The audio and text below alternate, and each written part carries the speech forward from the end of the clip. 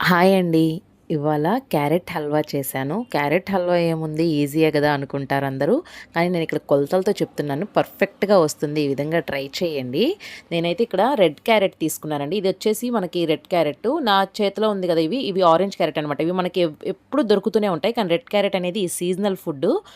Winter సీజన్‌లో ఎక్కువగా దొరుకుతుంది. హల్వాకి రెడ్ క్యారెట్ టేస్ట్ చాలా బావుంటుంది. అందుకని చెప్పేసి నేను రెడ్ క్యారెట్ తీసుకున్నాను. ఫస్ట్ ఇట్లాగా పీల్ తీసేసుకొని దీన్ని మనం తురుముకోవాలి. ఆ తురుముకోవటం కూడా లావుగా కొంచెం పెద్ద బెజ్జాలు ఉంటాయి కదండి, దాంట్లో తురుముకోవాలన్నమాట. హల్వాకి దాంట్లో తురుముకుంటే బాగుంటుంది. ఈ విధంగా మొత్తం తురిమేసుకొని పక్కన పెట్టుకోవాలి. సీజనల్ ఫుడ్ దొరికితేనే హెల్త్కి చాలా మంచిది కాబట్టి దొరికినప్పుడు తినాలి కాబట్టి టేస్ట్ కూడా బాగుంటుందండి హల్వాకి రెడ్ క్యారెట్. ఫస్ట్ అయితే కడాయిలో నెయ్యి వేసుకొని అందులో డ్రై ఫ్రూట్స్ వేసి వేయించుకోవాలి. ఫస్ట్ జీడిపప్పు అందులో కొంచెం కిస్మిస్ వేసేసి వేయించి నేను తీసి పక్కన పెట్టుకున్నాను. నెయ్యి కొలత అనేది ఏమి ఉండదండి. మనకి ఎంత కావాలన్నా వేసుకోవచ్చు. కావాలంటే తక్కువ నెయ్యిలో కూడా చేసుకోవచ్చు. అదే నెయ్యిలో మనం ముందుగా తురిమి పెట్టుకున్న క్యారెట్ ఉంది కదా, ఆ క్యారెట్ వేసి వేయించుకోవాలి. నేను ఇక్కడ కేజీ క్యారెట్ తీసుకున్నాను. కేజీ క్యారెట్ చక్కగా ఇట్లాగా తురిమింది వేసేసి వేయించుకోవాలండి. హై ఫ్లేమ్ అయితే మీరు మాత్రం అది తిప్పటం ఆపమాకండి. మీరు హై ఫ్లేమ్లో పెట్టినా లో ఫ్లేమ్లో పెట్టినా తిప్పుతూ ఉండండి. ఈ విధంగా తిప్పుకుంటూ నేను కనీసం 15 నిమిషాలు వేయించాను నేతిలో ఈ క్యారెట్ని. మంచిగా కమ్మటి వాసన వస్తుంది. కలర్ కూడా చేంజ్ అవుతుంది అనమాట. క్వాంటిటీ కూడా తగ్గిపోతుందండి.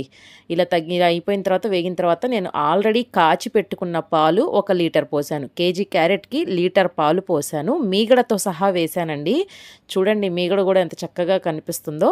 ఈ మీగడ కూడా వేసి బాగా కలుపుకోవాలి. ఇది మనకి ఉడుకుతూనే ఉంటుంది. చుట్టూ మీగడ కట్టేస్తూ ఉంటుందండి. మనం చెంచాతో ఆ మీగడని కూడా ఇట్లా క్లియర్ చేసుకుంటూ ఉంటే మనకి ఎటువంటి కోవా లేకుండానే ఆ కోవా టేస్ట్ అనేది మనకు వస్తుంది.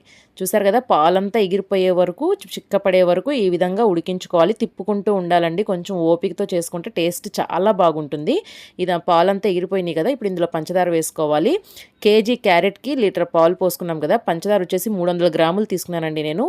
కొంచెం ఎక్కువ తినేవాళ్ళు అయితే బాగా తీపి కావాలనుకుంటే ఇంకో గుప్పెడు వేసుకోండి. 300 గ్రాములు అయితే కరెక్ట్గా సరిపోతుంది. పంచదార వేసిన తర్వాత కొంచెం మళ్ళీ లిక్విడ్ ఫామ్ అవుతుందన్నమాట. అంటే కొంచెం పలచగా అవుతుంది. మళ్ళీ అది చిక్కపడే వరకు ఉడికించుకోవాలి. బయట చాలామంది కోవాలు అవి ఇవి వేస్తారు కదండి, దానికంటే కూడా న్యాచురల్ టేస్ట్ ఇదే బాగుంటుంది. చిక్కటి పాలు యూస్ చేసుకుంటే చాలా బాగుంటుంది. చుట్టూ నెయ్యి చక్కగా విడుదలవుతూ ఉంటుంది కదా, మనకు నెయ్యి వస్తుంది అంటే ఇంకా క్యారెట్ హల్వా మొత్తం ప్రిపేర్ అయిపోయినట్టే. ఇంకా చివర్లో కొంచెం యాలకుల పొడి, అదేవిధంగా మనం వేయించుకున్న డ్రై ఫ్రూట్స్ కూడా పైన చల్లేసుకొని మనం ప్లేట్లోకి తీసుకొని సర్వ్ చేసుకోవాలి. 3-4 రోజులైనా పాడవకుండా చక్కగా ఉంటుందండి. ఫ్రిడ్జ్లో పెట్టుకుంటే తప్పకుండా ట్రై చేయండి.